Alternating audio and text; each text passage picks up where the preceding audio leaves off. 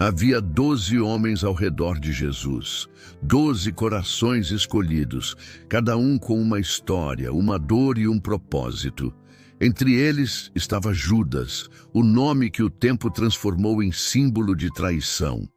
Mas antes de o chamarem traidor, ele foi chamado discípulo. Ele caminhou com o Mestre, ouviu as parábolas, viu os milagres e sentiu o amor que o mundo nunca havia conhecido. Judas não era um estranho entre os apóstolos. Ele cuidava da bolsa, da confiança, dos recursos que sustentavam a missão. Ele estava presente quando o cego enxergou, quando o paralítico se levantou, quando o mar se acalmou. Ele ouviu Jesus dizer: "Amai-vos uns aos outros", e mesmo assim algo dentro dele começou a se perder. O coração humano é um campo onde Deus e o ego travam batalhas silenciosas. E em Judas, o orgulho e o medo começaram a crescer como ervas entre as sementes da fé. Ninguém acorda traidor de um dia para o outro. A traição nasce devagar, no terreno da dúvida, regada por decepções não ditas e expectativas quebradas. Judas talvez esperasse um Messias guerreiro, alguém que derrubasse impérios e restaurasse tronos. Mas Jesus veio com ternura, com perdão, com amor, que não se impõe pela força. E essa doçura feriu o coração de quem queria revolução. Então Judas começou a olhar o Mestre com os olhos do mundo e não com os olhos da fé. E o inimigo paciente esperou o momento certo. Quando a cobiça encontrou o desânimo, a tentação encontrou espaço. 30 moedas de prata foi o preço da ilusão. Mas o real valor da traição não está no dinheiro, e sim na distância criada entre o coração e o amor.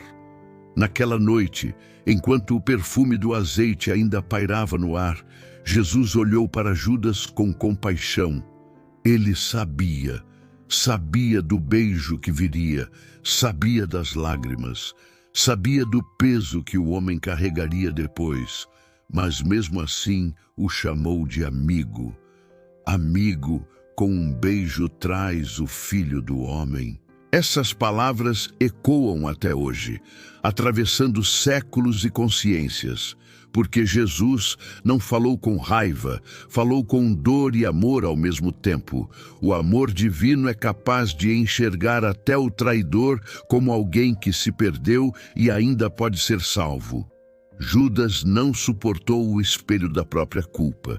Enquanto Pedro chorou e voltou, Judas chorou e partiu. Ele não entendeu que o mesmo perdão que estava disponível para Pedro também estava ao alcance dele. Quantas vezes nós também nos afastamos de Deus, achando que não merecemos o perdão? Quantas vezes nos chamamos indignos, quando o próprio Cristo ainda nos chama de amigos? A história de Judas não é apenas sobre traição, é sobre oportunidade. É sobre o que acontece quando o homem deixa de acreditar que pode ser perdoado. Judas não foi condenado por trair, mas por não crer que poderia ser restaurado. A dor que o levou à morte foi a mesma que poderia tê-lo levado de volta à cruz. Porque onde há arrependimento, há redenção. Jesus teria perdoado Judas, como perdoou todos, mas Judas não voltou, e é aí que mora o mistério de um amor que perdoa tudo, e de um coração humano que não consegue aceitar esse perdão. Judas é o retrato do que acontece quando deixamos o remorso falar mais alto que a esperança. Quando acreditamos mais na culpa do que na graça. Quando olhamos para os nossos erros e achamos que eles são maiores que o amor de Deus. Mas nada é maior que o amor de Deus. Nem a traição, nem a negação, nem o medo, nem o silêncio. Jesus continua chamando de amigo até quem o feriu. E isso muda tudo. Porque se ele pôde amar Judas, ele pode amar você.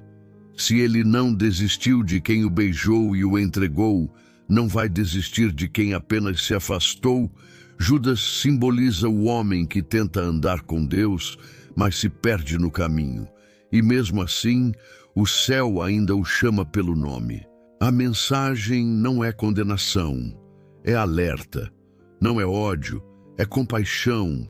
Não é sobre o fim, é sobre o que ainda pode recomeçar. Porque até na sombra da cruz havia lugar para o arrependimento. E até no eco do beijo da traição havia uma chance de voltar. O amor de Cristo não tem fim. Ele alcança os que fogem, os que caem, os que erram e os que choram sozinhos. E se hoje você sente que falhou, lembre-se, Judas também sentiu. Mas o que o destruiu não foi o erro, foi não ter acreditado no perdão. Deus não se escandaliza com o teu passado. Ele se importa com o teu retorno.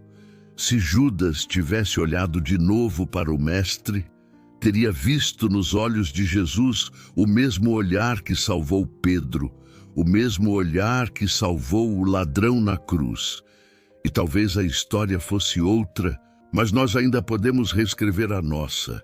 Podemos cair e voltar, negar e recomeçar, errar e ser amados outra vez, porque a graça ainda está de pé, e o amor de Cristo ainda diz: amigo, eu te perdoo.